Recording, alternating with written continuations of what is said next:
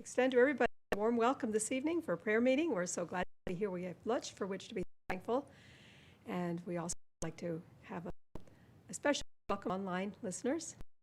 And it was suggested we do something a little bit different this evening. We will have a little study first, and then we can gather all the praises and thanksgiving at the second half of the program. And I especially encourage those that are online or listening by phone to please let us know your prayer requests and your word praise so that we'll be able to share them all by the end of the meeting. So we will have a short time studying a little bit on the subject of, that wasn't a call though, that was something different. I should put my phone on mute here, but I have to watch for these prayer requests.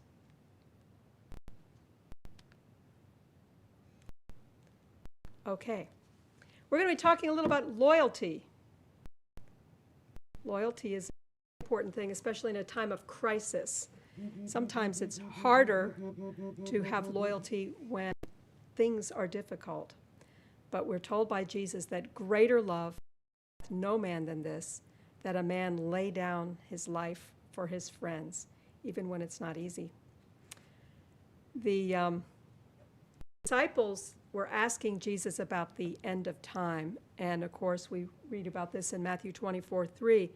As Jesus sat upon the Mount of Olives, the disciples came unto him privately, saying, Tell us, when shall these things be, and what shall be the sign of thy coming and of the end of the world?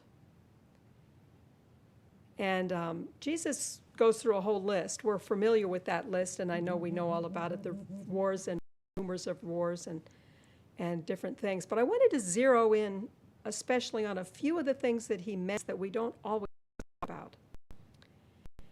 He mentions at the end that many shall be offended and shall betray one another and shall hate one another. And because iniquity shall abound, the love of many shall wax cold. But he that shall endure to the end, the same shall be saved. So we need to have this endurance and not be surprised when we see the love of people waxing cold. And this happens, of course, because iniquity is abounding. And because of that, people will be betraying one another and hating one another. The Apostle Paul mentions the same thing to Timothy. He says, This know also that in the last days perilous times shall come, for men shall be lovers of their own selves, covetous, boasters, proud, blasphemers, disobedient to parents, unthankful, unholy, without natural affection, truce breakers, false accusers, incontinent, fierce, despisers of those that are good, traitors, heady, high-minded, lovers of pleasures more than lovers of God, having a form of godliness, but denying the power thereof. From such turn away.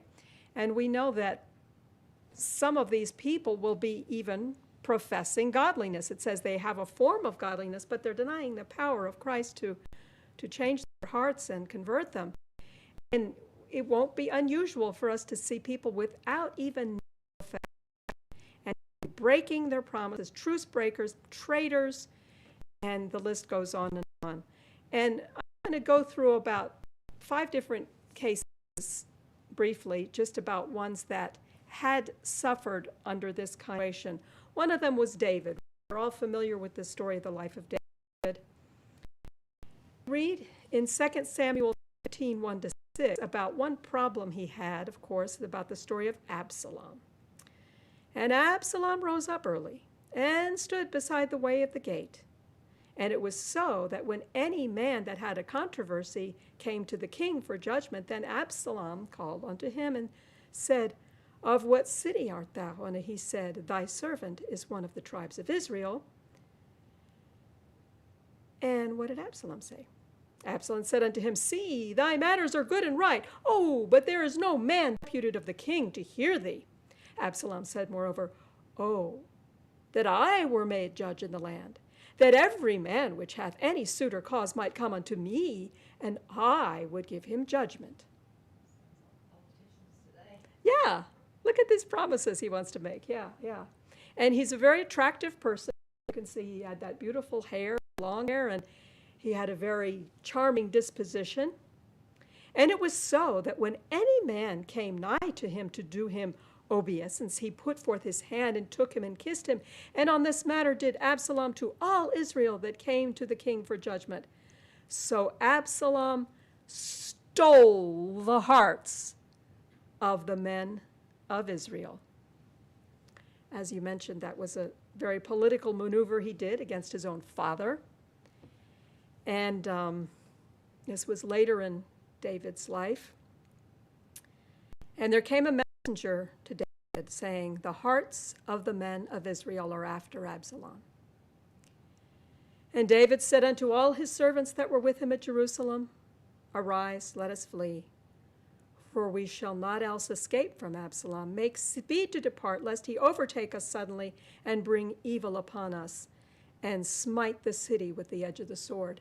Things escalated to such a point that David realized he had to leave. Should he have had to leave? No. He was the king, not Absalom. He was the one that was supposed to be there. But things got so bad, he felt he needed to get out of the way. Prophets, it says, in his great peril, David shook off the depression that had so long rested upon him, and with the spirit of his earlier years, he prepared to meet this terrible emergency. Absalom was mustering his forces at Hebron, only 20 miles away. The rebels would soon be at the gates of Jerusalem. From his palace, David looked out upon his capital. As it says in Psalm 48, verse 2, "Beautiful for situation, the joy of the whole earth, the city of the great king." He shuddered at the thought of exposing it to carnage and devastation. Should he call to his help the subjects still loyal to his throne and make a stand to hold his capital? Should he permit Jerusalem to be deluged with blood? His decision was taken. The horrors of war should not fall upon the chosen city. He would leave Jerusalem and then test the fidelity of his people, giving them an opportunity to rally to his support. In this great crisis, it was his duty to God and to his people to maintain the authority with which heaven had invested him. The issue of the conflict he would trust with God. Think he made the right decision? Absolutely. He didn't want to see Jerusalem deluged with blood just for his opportunity to stay king, maybe. He didn't want dishonor on God's name. He was there for the purpose of honoring God. And if it wouldn't be fitted by his presence, he was ready to go. 2 Samuel 15, 17 and 18, we read, "And the king went forth, and all the people after him, and tarried in a place that was far off. And all his servants passed on beside him, and all the Cherethites, and all the Pelethites, and all the Gittites, 600 men, which came after him from Gath, passed on before the king." We read that in humility and sorrow, David passed out of the gate of Jerusalem, driven from his throne, from his palace, from the ark of God. He even had to leave the ark of God, by the insurrection of his cherished son. The people followed in long, sad procession like a funeral train. David's bodyguards of Cherethites, Pelethites, and 600 Gittites from Gath, under the command of Ittai, accompanied the king.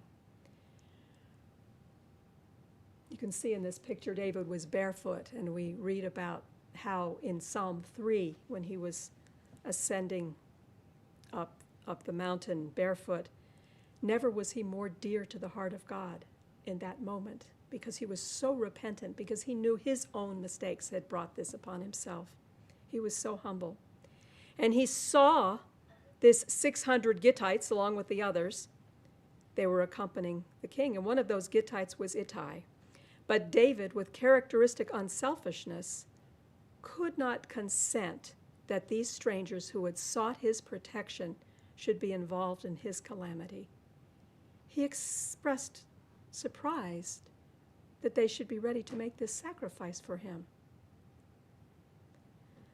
David was always unselfish. David always thought about others, and he was always humble, and he didn't have to suffer at his miserable moment at this time.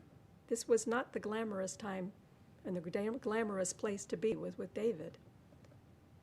Then said the king unto Ittai the Gittite, Wherefore goest thou also with us? Return to thy place, and abide with the king. For thou art a stranger, and also an exile. Whereas thou camest but yesterday. Should I this day make thee go up and down with us? Seeing I go whither I may, return thou, and take back thy brethren. Mercy and truth be with thee.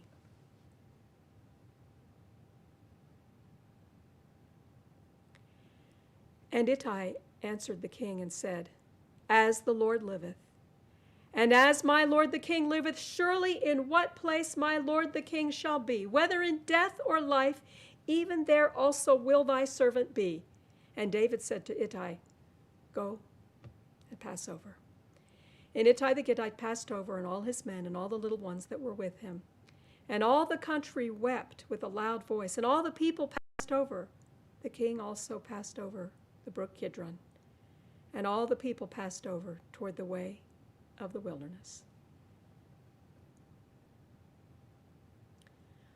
Why was it that Ittai was wanting to be with David so much? Ittai was from a different country. He's from Gath. These were not the people of God. But we find the answer in the pen of inspiration.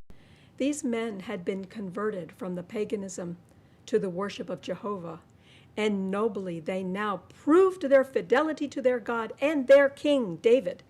And their king, David, with grateful heart, accepted their devotion to his apparently sinking cause. And all passed over the brook Kidron on the way toward the wilderness. As mentioned, very glamorous to be with David at this point. It wasn't very impressive. 2 Samuel 16, verses 5 to 12. We won't read all those verses, but we know about the story about David was cursed by Shimei. He cursed him very ugly. And then you can see the gentleman behind David says, Hey, should I cut his head off? David said, No. If the Lord is allowing this to happen, the Lord is allowing this to happen. So, what was so interesting about this crisis and about the lack of loyalty on the part of Absalom, we see this beautiful loyalty of Ittai toward David. And so sometimes when we are betrayed, we are also comforted. And there's a famous one that was a helper to David.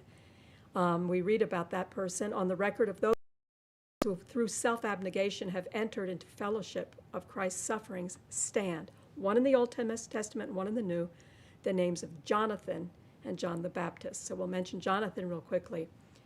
Jonathan, of course, was by birth heir to the throne, yet knowing himself set aside by the divine decree, he didn't try to make a name and a claim to fame if it wasn't God's will.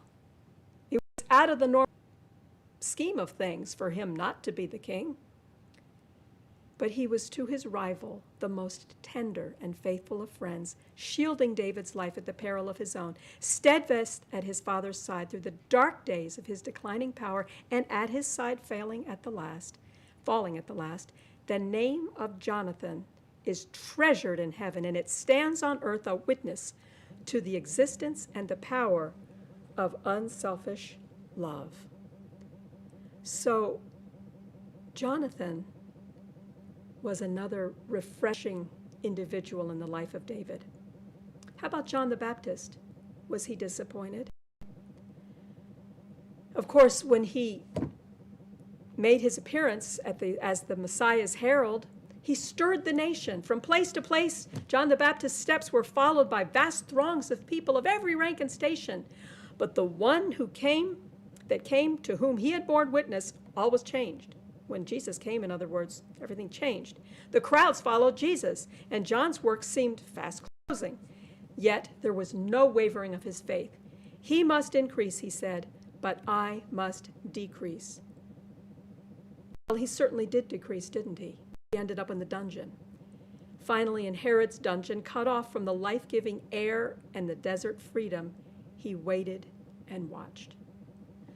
Think about this. I never really thought about it so much, but the fact that he had grown up in the desert with fresh air everywhere.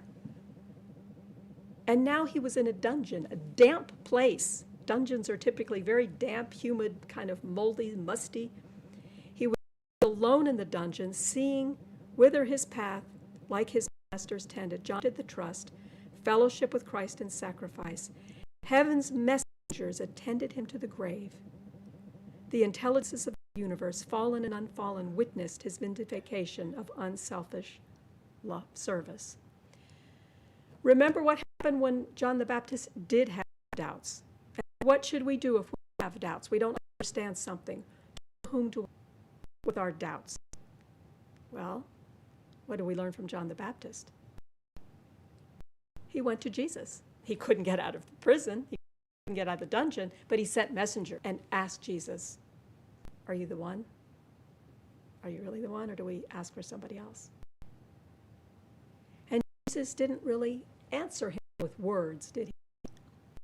He told the messengers to go back and share with John the Baptist what they had seen. The sick healed, lepers cleansed, and so forth. And John the Baptist was sustained. And in all generations that have passed since then, suffering souls have been sustained by the testimony of John's life. In the dungeon, on the scaffold, in the flames, men and women through centuries of darkness have been strengthened by the memory of him of whom Christ declared, among them that are born of women, there hath not risen a greater, no greater than John the Baptist.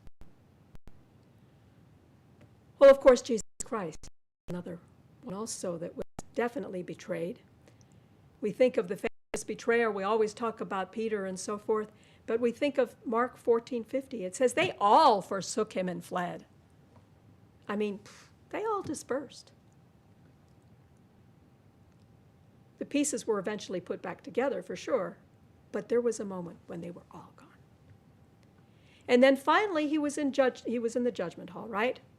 And they brought in these false witnesses telling lies. And finally, there was one that was sort of a little bit less contradictory than some of the others, you know, and then they were trying to say that he was a terrorist that was going to tear down the temple and blah, blah, blah. He didn't say that, but they twisted his words to make it bad.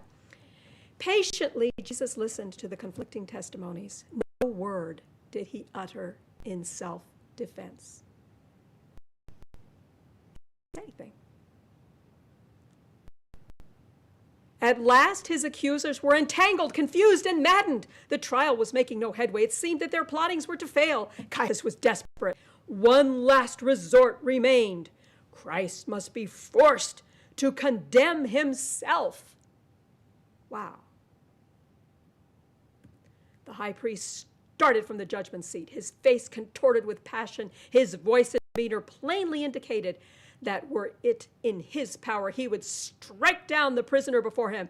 Answerest thou nothing? He exclaimed.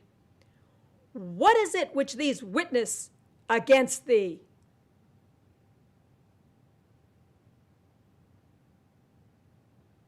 Jesus held his peace.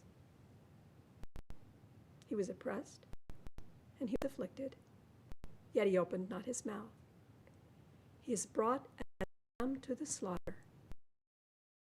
Sheep before her shearers is dumb, so he openeth not his mouth. At that trial, because he didn't say anything. There was a time when he knew he needed to speak. But if to come with the wrong attitude, with his accusatory spirit, he wasn't going to communicate. He had nothing to communicate in such an atmosphere. The Fifth Amendment even brings out that no compelled in any criminal case to witness against himself, nor to be deprived of life, liberty, or property without due process of law. Things need to be fair. And were they fair for the Apostle Paul? Not necessarily. You remember the famous passage, we read it when we were reading the Sabbath school lessons about the book of Acts. Remember in Ephesus, there was that big riot in Ephesus, and they were saying, "Great is Diana of the Ephesians."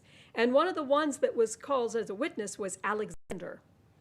And he was a Jewish person who was not really supposed to be making statues of Diana, worshiping the goddess Diana along with the Ephesians. But anyway, Alexander the coppersmith was not a friend of Paul. And we read that though Paul's labors were chiefly among the churches, he could not escape the observation of his enemies. Since Nero's persecution, Christians were everywhere the objects of hatred and suspicion. And any evil-disposed person could easily secure the arrest and imprisonment of one of the proscribed sect. And now the Jews conceived the idea of seeking to fasten upon Paul the crime of instigating the burning of Rome. Not one of them, for a moment, believed him guilty. They didn't think it was true. They didn't care if it was true. They just decided they were going to say this. But they knew that such a charge, made with the faintest show of plausibility, would seal his doom. An opportunity soon offered to execute their plans. At the house of a disciple in the city of Troas, Paul was again seized, and from this place he was hurried away to his final imprisonment. Thanks to guess who? The arrest was effected by the efforts of Alexander the coppersmith, who had so unsuccessfully opposed the apostles' work at Ephesus, and who now seized the opportunity to be revenged on one whom he could not defeat. So finally, in Paul's last letter, his last letter written around 66 AD, he's writing to Timothy, and he explains what happened at the end here. Alexander the coppersmith did me much evil. The Lord reward him according to his works, of whom be thou ware also, for he hath greatly withstood our words. At my first answer, no man stood with me, but all men forsook me. I pray God that it may not be laid to their charge. Notwithstanding, the Lord stood with me and strengthened me, that by me the preaching might be fully known, and that all the Gentiles might hear. And I was delivered out of the mouth of the lion, and the Lord shall deliver me from every evil work, and will preserve me unto his heavenly kingdom, to whom be glory forever and ever. Amen. He stood alone. Nobody was there with him, and he was betrayed by the same old Alexander the coppersmith. All men forsook him at that time, but he had that forgiving spirit, like Jesus did on the cross, like Stephen did. Lay not this sin to their charge. So what about in the last days? We have an opportunity to be a Jonathan, to be an Ittai. Or we have to be careful not to be some of these other kinds. We're warned, if Satan can employ professed believers as accusers of the brethren, he is greatly pleased. For those who do this are just as truly serving him as was Judas when he betrayed Christ, although they may be doing it ignorantly. Floating rumors are frequently the destroyers of unity among brethren.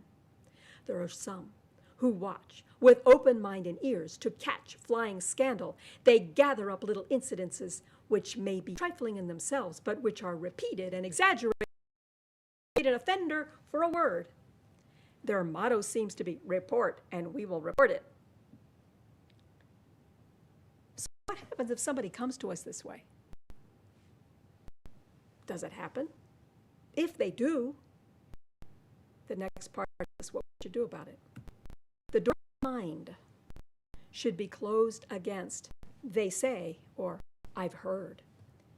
Why should we not, instead of allowing jealousy or evil surmising into our hearts, go to our brethren, and after frankly but kindly setting before them the things we have heard detrimental to their character and influence, pray with and for them? Isn't that the better solution? Yeah, Matthew 18, go to my brother alone, between he and thee alone. And so we have to just not pick up what somebody has said. They may be lying. They may be exaggerating, especially if it's in their best interest. If it's in their best interest to do so, they might say anything. They may say anything. And just because a person is silent, we have to sometimes be careful and try to analyze why and see if we can help. I remember Brother McDonald always used to say, when there was an accident or something, he would say, the one that's doing all the talking is okay. He said, we would worry about the one that was quiet because something more was wrong. When the followers of Christ are one with him, there will be no first and last, no less respected or less important ones. A blessed, brotherly fellowship, one with another, will bind all who truly receive the Lord Jesus Christ in a firm loyalty that cannot be broken. All will be equally one with Christ. Do you want to have that firm loyalty? Jesus says, all men shall know if you are my disciples, love one to another. When people see this love for one another, they say, hey, they're not just trying to give me a sales pitch. They're actually loving people. But if they see one not liking the other and this one and that, then they'll say, I don't think I want to be part of them, even like each other. They're not going to like me for very long. Just a thought. And the greater love, as we mentioned at the beginning, greater love hath no man than this, that a man lay down his life for his friends. May the Lord help us to have this spirit and this loyalty to Christ and loyalty to one another as his people.